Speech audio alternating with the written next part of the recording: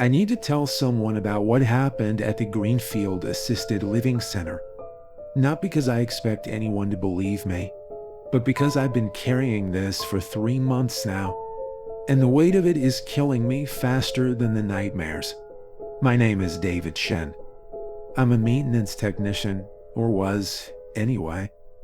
23 years fixing leaky pipes, replacing light bulbs, and keeping the HVAC systems running in places where people go to die. That last part isn't meant to be cruel. It's just what these places are when you strip away the marketing brochures and the pastel paint jobs. Greenfield was different though. At least that's what I told myself. The facility sat on 43 acres of what used to be farmland, about 30 miles outside of Portland. 112 residents, most of them in various stages of dementia. The building was shaped like a figure 8, with 2 wings connected by a central commons area. East wing for the higher functioning residents, west wing for those who needed more intensive care. I'd been working there for 8 months when Dr. Elizabeth Reeves arrived. Dr. Reeves wasn't like the other doctors who rotated through Greenfield. She was young, maybe 35, with prematurely gray hair that she kept in a tight bun. She wore wire-rimmed glasses and had this way of looking at you like she was cataloging your weaknesses. The residents loved her, though. Within weeks of her arrival, she'd implemented new treatment protocols that seemed to be working miracles. Mrs. Patterson, who hadn't spoken a coherent sentence in 2 years, was suddenly asking for her lay husband by name. Mr. Kowalski, confined to a wheelchair since his stroke, was taking hesitant steps during physical therapy. The changes were subtle at first, then more pronounced. The administration was thrilled. Families were thrilled. Everyone was talking about Dr. Reeves and her innovative approaches to dementia care. Everyone except the night staff. Sarah Martinez had been a night nurse at Greenfield for 6 years. She'd seen everything: the sundowners, the wanderers, the ones who screamed at shadows. But she started coming to me with concerns about noises coming from the West Wing during Dr. Reeves' late-night rounds. "It's not normal, David," she told me one Tuesday morning as I was fixing a malfunctioning ice machine. "Last night I heard what sounded like drilling, like power tool drilling, coming from room 127. Room 127 was occupied by Agnes Thornton, an 87-year-old woman with advanced Alzheimer's who hadn't recognized her own daughter in 3 years. According to Sarah, Agnes had been one of Dr. Reeves' most dramatic success stories. Maybe she was having dental work done, I suggested, though I knew how ridiculous that sounded even as I said it. Sarah gave me the look she reserved for residents who claimed the Jell-O was trying to communicate with them. At 2 in the morning, and David, I tried to check on Mrs. Thornton after Dr. Reeves left. The door was locked. From the inside, that detail stuck with me. Resident rooms at Greenfield didn't have locks on the inside. Fire code prevented it.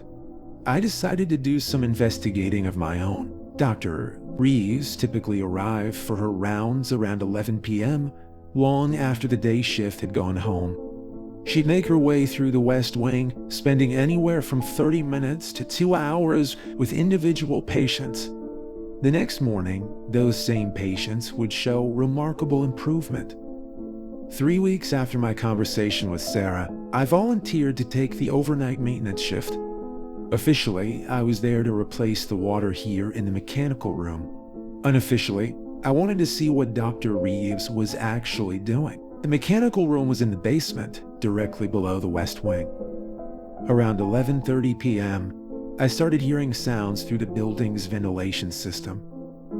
At first, it was just muffled conversation. Dr. Reeves's voice, calm and measured, talking to someone who never seemed to respond. Then I heard the drilling. It was definitely a power drill, high-pitched and insistent. It would run for maybe 30 seconds, then stop. Then it would start again.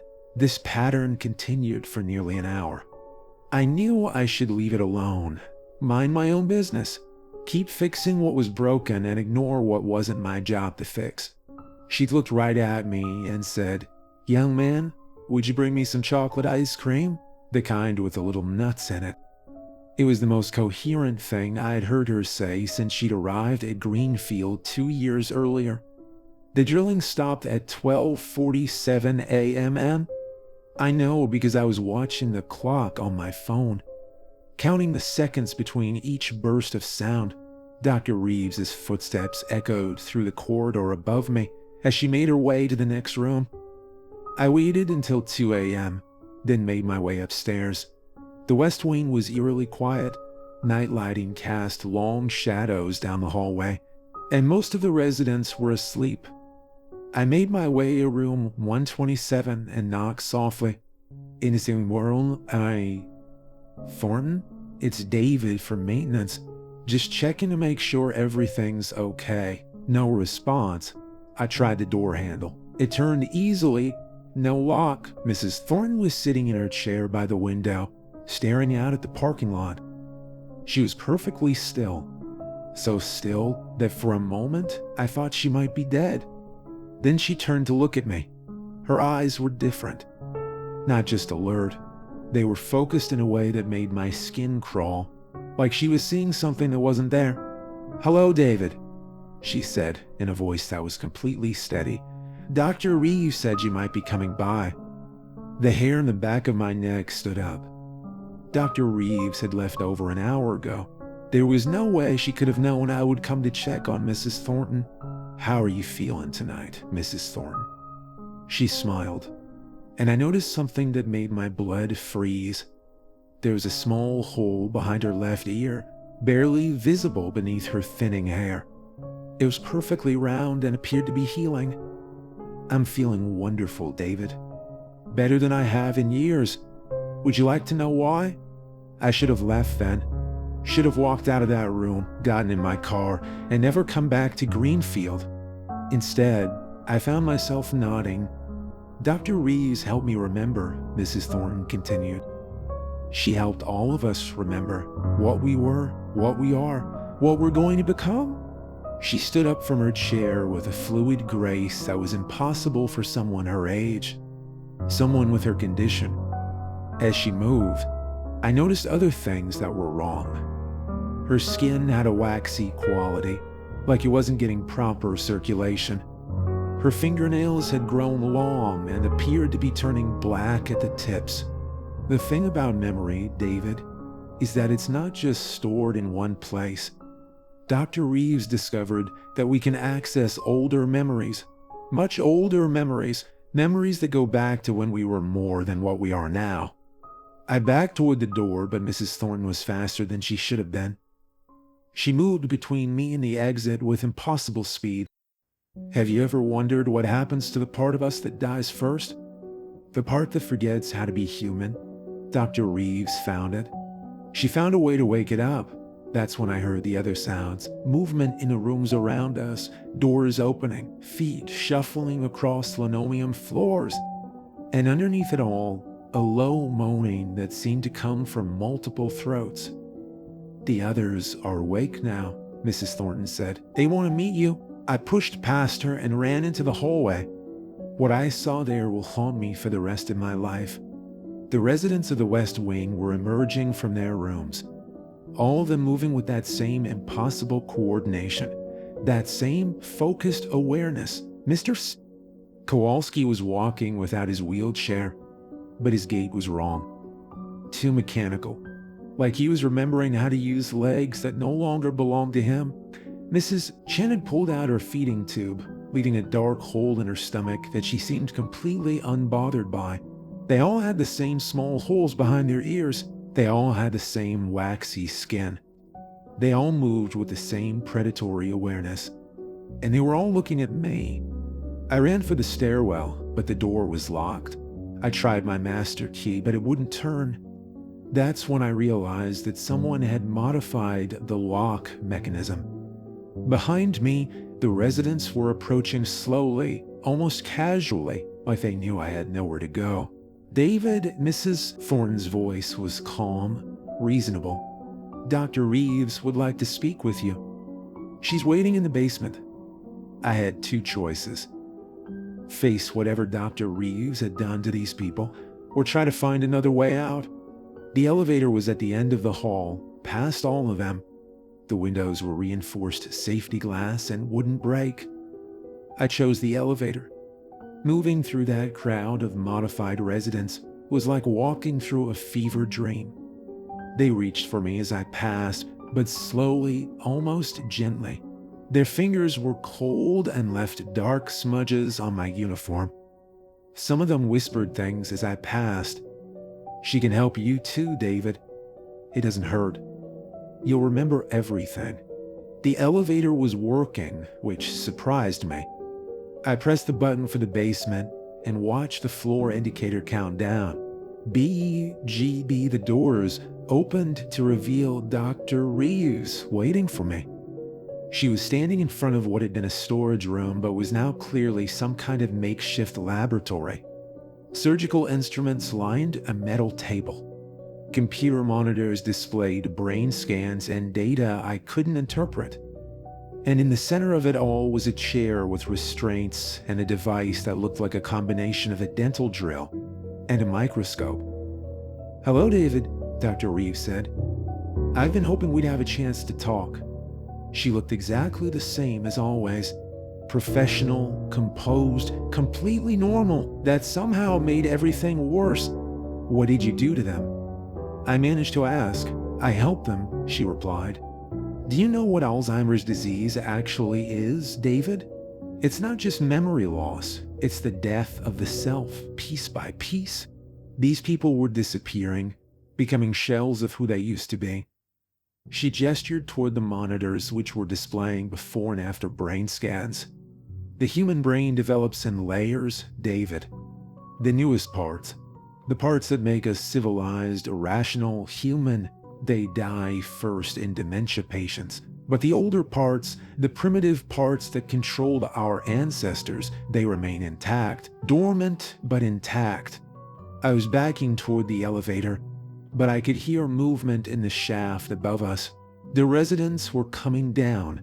I developed a way to access those older neural pathways, to wake up the parts of the brain that remember what we were before we became modern humans.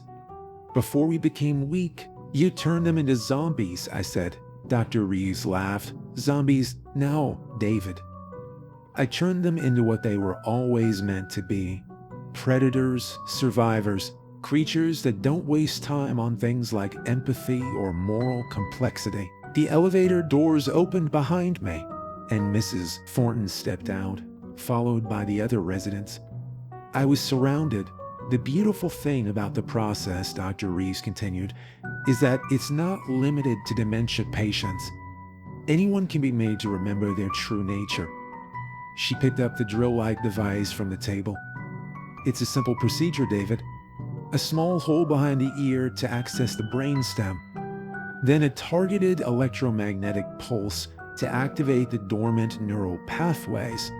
The conscious mind retreats and the predator mind takes control." "Why?" I asked. "Why would you want to do this?" "Because humanity is dying, David. We become soft, dependent, weak. These people were already dying. I just gave them a chance to become something stronger. Something that can survive what's coming." That's when I noticed the charts on the wall behind her. Maps of the surrounding area with red pins marking locations. Other care facilities, hospitals, schools. "You're planning to spread this," I realized. "I'm planning to save our species," she corrected. "Starting with the most vulnerable populations and working our way up. The elderly, the sick, the weak, they'll be the first to be improved. Then we'll expand to the general population." The residents were closing in around me, but they were still moving slowly, deliberately. I realized they weren't trying to catch me. They were herding me toward Dr. Reeves and her device. I looked around the basement for any kind of weapon or escape route. That's when I spotted the main electrical panel for the building. If I could cut the power, maybe I could escape in the confusion. "You know what I think, Dr. Reeves?" I said, edging toward the panel. I think you're the one who's forgotten what it means to be human." She tilted her head, studying me. "Humanity's a luxury we can't afford anymore, David. These people have transcended humanity. There's something better." "No," I said, reaching for the main breaker. "There's something broken." I threw the switch, plunging the basement into darkness. The response was immediate and terrifying. The residents began making sounds that were almost human, but not quite, growls and hisses and clicks that seemed to come from deep in their throats. In the darkness, I could hear them moving faster now, no longer concerned with maintaining their human facade. I used my phone's flashlight to navigate toward the emergency exit, but Dr. Reeves had thought of that too. The door was chained shut from the inside. That's when I remembered the ventilation system. I'd spent enough time in this basement to know every access panel and maintenance shaft. While the creatures that had been my friends and neighbors searched for me in the dark, I pried open the main return air vent and crawled inside. The shaft was barely wide enough for my body, and the metal edges cut into my clothes and skin as I crawled. Behind me, I could hear them discovering my escape route. The sounds they made as they tried to follow me weren't human anymore. I crawled through that ventilation system for what felt like hours, following the main trunk line toward the mechanical room, where I knew there was an external vent. My phone battery was dying, and the darkness pressed in around me like a living thing. When I finally reached the external vent, I kicked it out and dropped 8 feet into the parking lot outside. It was 4:30 a.m., and the sun was just starting to lighten the eastern horizon. I got in my car and drove. I didn't stop driving until I reached the police station in Portland. The police didn't believe me, of course. They sent a patrol car to check on Greenfield, and the officers reported that everything appeared normal. The residents were in their rooms, the staff was going about their usual routines, and Dr.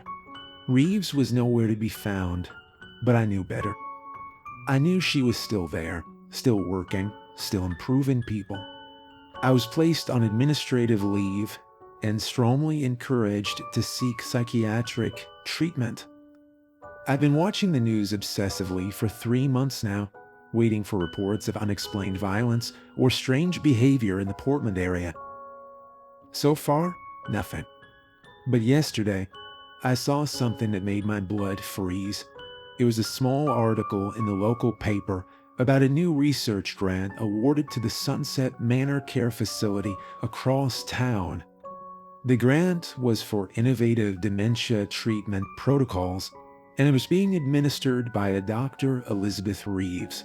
The article included a photo of the facility's residents participating in a group therapy session.